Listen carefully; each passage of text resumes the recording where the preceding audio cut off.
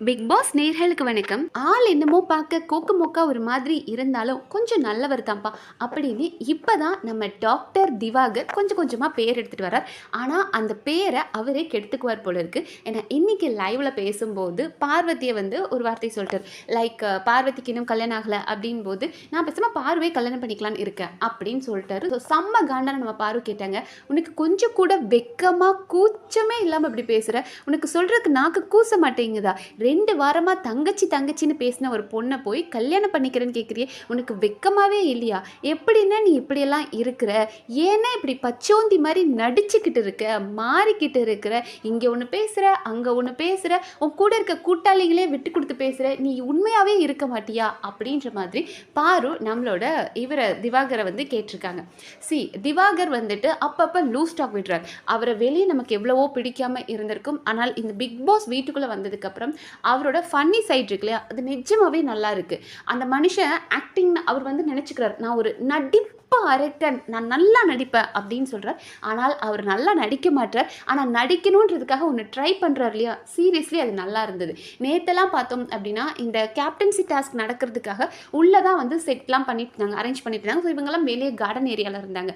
அப்போ நம்மளோட திவாகர் அண்ட் வினோத் சேர்ந்து ஒரு காம்போல 2 பேரும், இவர் நம்ம வினோத் சொல்வார், நான் இந்த டைலாக் சொல்றேன், நீ அதை நடிச்சு காட்டு அப்படின்னு. ஸோ அதை பண்ணிட்டு இருந்தார். சீரியஸ்லி ரொம்ப நல்லா இருந்தது, என்ஜாயபிளாக தான் இருந்தது. ஸோ அந்த திவாகர் வெளியே வந்தார்னா செம்ம ஃபன்னாக இருக்குது, நல்லா இருக்குது. ஆனால் அதை விட்டுட்டு இந்த ஒரு லவ் ட்ராக் எடுக்கிறார் இல்லையா, காலம் போன காலத்தில் காதல் தேவையான்ற மாதிரி பார்க்குற பொண்ணுங்கிட்டலாம் போய் ஃப்ளட் பண்ணுறார் இல்லையா, அதை மட்டும் கண்ட்ரோல் பண்ணாலே நல்லா இருக்கும். ஸோ இவருக்கு வந்துட்டு ஒரு பாயிண்டில் எல்லாரையும் வந்து சொன்னார், எஸ் சுபிக்ஷாவை கூட நான் வந்து சுபிக்ஷா வீட்டில் போய் பொண்ணு கேட்க போகிறேன், சுபிக்ஷாவை பொண்ணு கேட்பேன், பார்க்குறக்கு அப்பா பொண்ணு மாதிரி இருக்காங்க, அந்த பொண்ணையும் விடாமல் பேசினார்.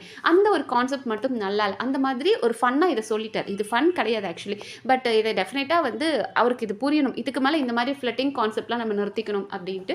ஸோ அவர் வந்துட்டு பார்வை கல்யாணம் பண்ணிக்க போகிறனதும் பார்வை எகிர ஆரம்பிச்சிட்டாங்க. பார்வதியை பொறுத்த வரைக்கும் அவங்களுக்கு அது ஓகே, அவங்களுக்கு பிடிச்சிருக்கு அப்படின்னா அதை அவங்க சின்னதாக எடுத்துக்குவாங்க. அப்படி இல்லை இது பெரிய பஞ்சாயத்து ஆக்கணும் அப்படின்னா அவங்க வேறு மாதிரி டைவர்ட் பண்ணுவாங்க. அந்த மாதிரி தான் இந்த விஷயத்த பேசினாங்க. சரி, பாருக்கு இப்போ ஏன் திவாகரை பிடிக்க மாட்டேங்குது? நேற்றே ஒரு ப்ரோமோவில் பார்த்தோம் இல்லையா, அந்தால் அங்கிட்டும் பேசுவார் இங்கிட்டும் பேசுவார், அந்தால நம்பக்கூடாது, அந்தால கலட்டி விடணும் அப்படின்னு. அதுக்கு என்ன காரணம் அப்படின்னா, இவங்க கூடவே ஒரு எலி குஞ்சு சுற்றிட்டு இருக்கானே கலையரசன், அவன் வந்து இப்போ பிக் பாஸ் வீட்டில் இருக்கான். அவன் அங்கேருந்து வந்து பார்வதி கிட்ட என்ன சொல்லி கொடுத்துட்டான் அப்படின்னா, ஏடி உனக்கு கதை தெரியுமா, நம்மளோட திவாகர் அந்த கேங் கூட வந்துட்டு கனி கேங் கூட சேர்றான்ல, சேர்ந்துட்டு உன்னை பற்றி தான் தப்பாக சொல்கிறான், நான் கொஞ்சம் கொஞ்சமாக பார்வதி விட்டு விலக போகிறேன், பார்வதி சரியில்லைன்னு சொல்லிட்டான் அப்படின்னு. ஆக்சுவலி அந்த கான்செப்ட் எப்படி நடந்துச்சுன்னா, நம்மளோட திவாகர் வந்துட்டு சபரி கூட க்ளோஸாக இருந்தார். அப்படியே கொஞ்சம் கொஞ்சமாக சபரி கூட பேசி சபரி கூட ஃப்ரெண்டாக இருந்தார். அதே மாதிரி விக்கல்ஸ் விக்ரம், சபரி விக்கல்ஸ் விக்ரம் திவாகர், இவங்க 3 பேரும் சேர்ந்தாங்க அப்படின்னா கொஞ்சம் அல்டிமேட்டாக ஃபன் பண்ணிக்கிட்டு என்ஜாய் பண்ணிட்டு இருப்பாங்க. ஸோ திவாகருக்கு பார்வதி எப்படி ரூமர் ஸ்பேஸருக்கு ஒரு கம்ஃபர்டபுளான ஃப்ரெண்டோ, அதே மாதிரி ஃபன்னியாக ஜாலியாக இருக்கணும் அப்படின்னா சபரி அண்ட் விக்கல்ஸ் விக்ரம் இவங்க 2 பேருமே அவர் கூட ஃபன்னியாக இருப்பாங்க. ஸோ இவங்க 2 பேர் கூட பேச ஆரம்பித்து அவங்க கூட இருக்கிற கனி அப்புறம் எஃப்ஜே அப்படின்னு சொல்லி அந்த கேங் கூட சபரி கூட பேச போகும்போது அந்த கேங் கூட அப்படி அப்படியே கொஞ்சம் கொஞ்சமாக பேசினார். அண்ட் மற்றவங்களுக்கும் இவரை பிடிக்க ஆரம்பிச்சிருச்சு. நம்மளோட கனியக்காக்கெலாம் ரொம்ப பிடிக்கும் திவாகரன். ஸோ அப்படியே கொஞ்சம் கொஞ்சமாக அந்த கேங் கூட உட்காந்து பேசுறது, கலாய்க்கிறது, ஃபன் பண்ணுறது, இந்த மாதிரி பண்ணிட்டு இருந்தார். அது சுத்தமாக பார்வதிக்கு பிடிக்கவே இல்லை. ஏன்னா பார்வதிக்கு கனியை பிடிக்கல அப்படின்னா திவாகரும் போய் கனி கூட பேசக்கூடாது அப்படின்னு அவங்க நினைப்பாங்க. ஆனால் அதே பார்வதி வந்து இப்போ நம்ம திவாகருக்கு கமருதீனை பிடிக்காது. திவாகர் சொல்வார், கமருதீனை நம்பாத பேசாதன்னு சொன்னால், அண்ணன் அப்படிலாம் இருக்கக்கூடாதுன்னே, நம்ம எல்லாருக்கிட்டையும் பேசி எல்லாரோட மனநிலையும் தெரிஞ்சுக்கணும் அப்படின்வாங்க. ஸோ தனக்கு பிடிக்காத செஞ்சுட்டார் திவாகர் அப்படின்ற மாதிரி ஆல்ரெடி கோபத்தில் இருந்தாங்க. அதுக்கு தகுந்த மாதிரி இந்த எலி குஞ்சும் வந்து போட்டு கொடுத்துருச்சு இல்லையா. ஆக்சுவலி அது என்ன நடந்துச்சுன்னா, அன்றைக்கி சபரி ஒரு தடவை சொல்லிட்டு இருந்தார், ஆனால் பாத்தியான இந்த பார்வதி எப்படி எல்லாரும் டென்ஷன் பண்ணிட்டு இருக்கா, எப்படி வந்து ஒரு விஷயத்த மாத்துறா, நீ பாத்தியான அப்படின்னு சொல்லும்போது, ஆமாம் பாரு அப்படிதான், சரி நீ அதெல்லாம் கண்டுக்காத அப்படின்னு ஒரு வார்த்தையை சொல்லிட்டார். அதைத்தான் வந்து கலையரசன் இங்கே மாற்றி சொன்னது பார்வதிக்கு காண்டாயிடுச்சு. ஓ இத்தனை நாள் என் கூடவே நீ சுற்றிட்டு இருந்த, உனக்கு எந்த பிரச்சனை வந்தாலும் நான் உனக்கு ஹெல்ப் பண்ணேன், ஆனால் என்னையே நீ போட்டு கொடுத்துட்டியா, அப்போ நீ இனிமேல் என் கூட இருக்க வேண்டாம், உன்னையும் நான் ஒரு கரை வச்சுட்டேன், இனி உன்னையும் நான் பார்த்துக்கிறேன்ற மாதிரி ஆல்ரெடி அவங்க ஒரு கோபத்தில் இருந்தாங்க. அவங்களே ஆல்ரெடி கோபத்தில் இருக்காங்க. இவர் சும்மா இல்லாமல் வாய் விட்டார் இல்லையா, நான் உன்னை பார்வையே கல்யாணம் பண்ணிக்கலான்னு இருக்கேன்னு சொன்னதும் செம்மையாக போட்டு வெளுத்து வாங்கிட்டாங்க. ஸோ இதுக்கு மேலேயாவது இவர் திவாகர் கொஞ்சம் புரிதலோடு இருக்கணும்.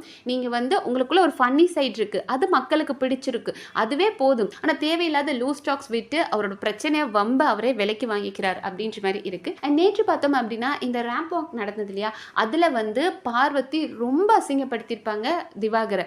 ஏன்னா இவங்க ஜட்ஜஸ் ஆன அப்சரா அண்ட் பிரவீன் ராஜ் இவங்க 2 பேரும் வந்து பேர் பிரித்து விட்டாங்க. ஒவ்வொரு ஆளுக்கு ஒரு பேர் கொடுக்கும்போது நம்ம பார்வதிக்கு வந்து திவாகர் அப்படின்ற ஒரு பேர் கொடுத்தாங்க.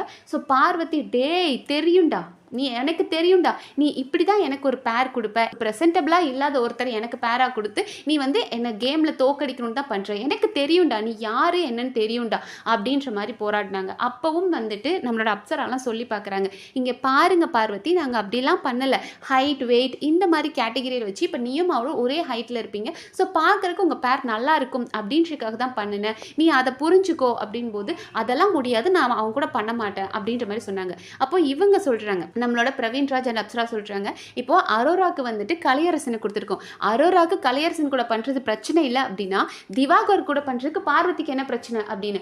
ஆமாம் எனக்கு பிரச்சனை தான், அவர் ப்ரெசென்டபிளாக இல்லை, அவர் கூட போய் பண்ணனா எனக்கு வந்து மார்க்ஸ் கிடைக்காது, இப்போ இந்த மார்க்ஸை வாங்கி நீ என்ன பண்ண போகிற, சாதிச்சு நீ ஏதாவது பெரிய அவார்ட் கொடுக்க போகிறாங்களா என்னன்னு தெரியல. இங்கே ஒரு ரேம்ப் வாக் நடத்துகிறாங்க, இங்கே நீங்கள் உங்கள் ட்ரெஸ்ஸிங் எப்படி இருக்குது, உங்கள் ப்ரெசன்ஸ் எப்படி இருக்குது அப்படின்றதெல்லாம் தாண்டி நீங்கள் அதை எப்படி கேரி பண்ணுறீங்க. நம்ம எப்படி வேணாலும் இருக்கட்டுமே, நம்ம அவுட்ஃபிட் எவ்வளோ கன்றாவே இருக்கட்டும், வாட் எவர் எது எப்படி இருந்தாலும் அதை நம்ம எப்படி கேரி பண்ணுறோம், ஒரு கான்ஃபிடென்ட்டாக அதை நம்ம கேரி பண்ணாலே நமக்கு அது சக்ஸஸ் தான். ஆனால் அதை புரிஞ்சுக்காம பார்வதி அவரை அசிங்கப்படுத்துகிற மாதிரி அங்கே அத்தனை பேர் இருக்கிறாங்க, எனக்கு திவாகர் வேணாம், அவர் ப்ரெசென்டபிளாகவே இருக்க மாட்டார், அவர் கூட போய் இருந்தால் நல்லா இருக்காது அப்படின்ற மாதிரி பேசினாங்க. உங்களுக்கு ஒருத்தரை பிடிக்கல அப்படின்னாலும் நீங்கள் அதை சொல்கிற விதம்னு இருக்கு இல்லையா, அத்தனை பேருக்கு முன்னாடி சொல்லும்போது அந்த மனுஷனுக்கு ரொம்ப கஷ்டமாயிருச்சு. அப்படியே அவரை தான் ஃபோக்கஸ் பண்ணிக்கிட்டே இருக்கு, கேமரா ஃபோக்கஸ் பண்ணது, அப்படியே அந்த அந்த மனுஷனோட முகம்லாம் அப்படியே சுருங்கி ஒரு மாதிரி கஷ்டமாயிடுச்சு அவருக்கு. அதனால வந்து அவங்க ரொம்ப நேரம் கேட்டு போய் ஆர்கியூ பண்ணி அப்புறம் ஜட்ஜஸும் சரி ஓகே கமருதீன் கூட உங்களை போட்டுடுறோம், பேர் பண்ணிடுறோம் அப்படின்ட்டாங்க. ஸோ சுபிக்ஷா அண்ட் திவாகர் அப்படின்றவங்க தான் நேற்று பேர் ஆனாங்க. ஸோ சுபிக்ஷா ஓகேன்னு அக்செப்ட் பண்ணிட்டாங்க. அந்த சின்ன பொண்ணுக்கு இருக்கிற மெச்சூரிட்டி, இது ஒரு கேம் ஷோ, இதில் வந்து இப்போ ரேம்ப் வாக்குன்றது சும்மா ஒரு ஃபன்னியான சைட் தான், இதில் வின் பண்ணாலும் என்ன லூஸ் பண்ணாலும் என்ன, அவங்க பாட்டுக்கு வராங்க. 2 பேரும் நேற்று வந்து இவங்க நம்ம சுபிக்ஷாவும் திவாகரும் பார்க்க அப்பா பொண்ணு மாதிரி தான் இருந்தாங்க. பட் அது கூட அழகாக இருந்தது, அந்த ஒரு சிரிப்பு இருந்தது இல்லையா நம்ம திவாகர் முகத்தில், அதை பார்க்குறக்கு நல்லா இருந்தது, அவ்வளோதான். ஆனால் அதை புரிஞ்சுக்காம நம்ம பார்வதிக்கு இப்போ கமருதீன் கூட சுற்றணும், அதுக்காக எனக்கு வந்து அவர் வேண்டாம், கமருதீன் வேணும். சரி இன்னைக்கு கேட்குறாங்க இல்லையா பார்வதி, வெக்கமா இல்லையான்னு, உனக்கு அசிங்கமா இல்லையான்னு, இதெல்லாம் நீ பண்ணுறிய, அன்னைக்கு தங்கச்சின்னு சொல்லிட்டு இன்னைக்கு கல்யாணம் பண்ணணுமான்னு கேட்குறிய அப்படின்றாங்க.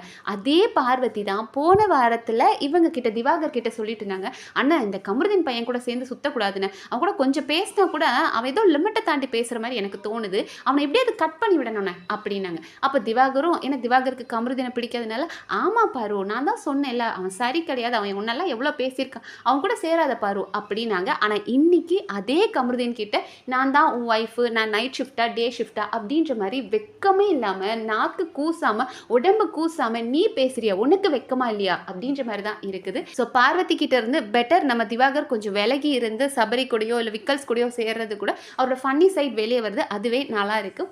ஸோ பாப்போம் இன்னும் வேறு என்னெல்லாம் வருது, அடுத்தடுத்த ப்ரோமோவில் என்ன இன்ட்ரெஸ்டிங்காக நடக்குது அப்படின்றத நம்ம அடுத்தடுத்த வீடியோவில் பார்க்கலாம். அண்ட் இந்த வீடியோ உங்களுக்கு பிடிச்சிருந்தா சப்ஸ்கிரைப் பண்ணி சப்போர்ட் பண்ணுங்கள். நன்றி.